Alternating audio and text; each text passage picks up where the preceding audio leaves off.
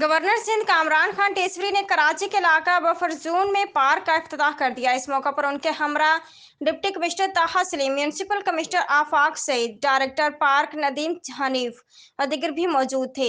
इस हवाले से वहां मौजूद गवर्नर सिंध और इलाका मकीनों ने बताया। देखें, मैं जो इतनी बड़ी बात कह रहा हूँ ना कि आप अगर मुझसे मुशावरत होगी तो पानी आ जाएगा, मुझे इस बात का पूरा पता है कि पानी सिस्टम में लाइनों में है।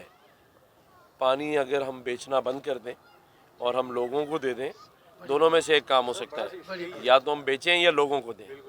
सीधी सी मैं बात कर रहा हूँ, ठीक है ना। बुरी लगती है किसी को लगे, मैं कलाम नहीं कर रहा, मैं मीडिया से बात कर रहा हूँ ना। मैं आपको जो बात बता रहा हूँ वो समझे।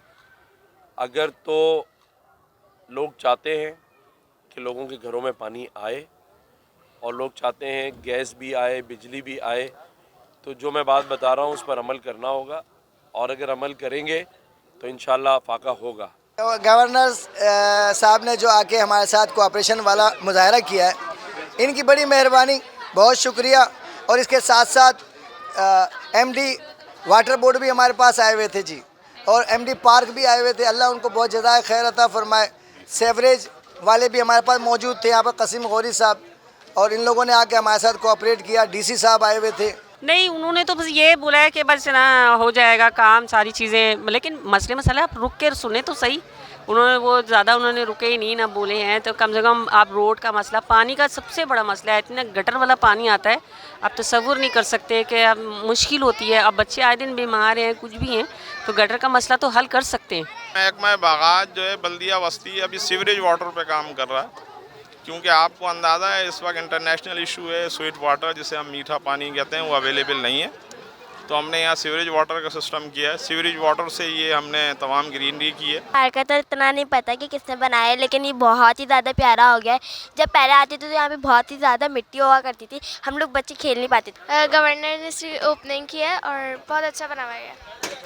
पानी के हवाले से हमने वाटर बोर्ड से डिमांड की है कि आप हमारी टाइमिंग बढ़ाएं, क्योंकि इससे पहले जो हमारे साथ कमिटमेंट की गई थी एहलिया ने बफर जोन के साथ, वो यही की गई थी कि हर चौथे दिन पानी दिया जाएगा और सुबह 8 से लेकर रात 8 बजे तक, यानी 12 घंटे का पानी दिया जाएगा। ये बफर जोन है 15A3, और तकरीबन मैं जब भी मैं आई हूँ तो मैंने इस पार्क की जो कंडीशन थी वो बहुत ही ख़राब थी जो हमने देखा। ठीक है, इस कंडीशन में ये पार्क होता था कि इधर से गुजरते हम लोगों को डर लगता था। यहाँ पे लाइक पानी नहीं, बहुत कम आता है, और रोड्स बहुत ही ज़्यादा ख़राब हैं, क्योंकि मतलब कि जहाँ चले जाओ वहाँ की रोड्स ही इतनी ख़राब है कि आप एक जगह सही से तो ट्रैवल नहीं कर सकते कहीं पे बैठ के।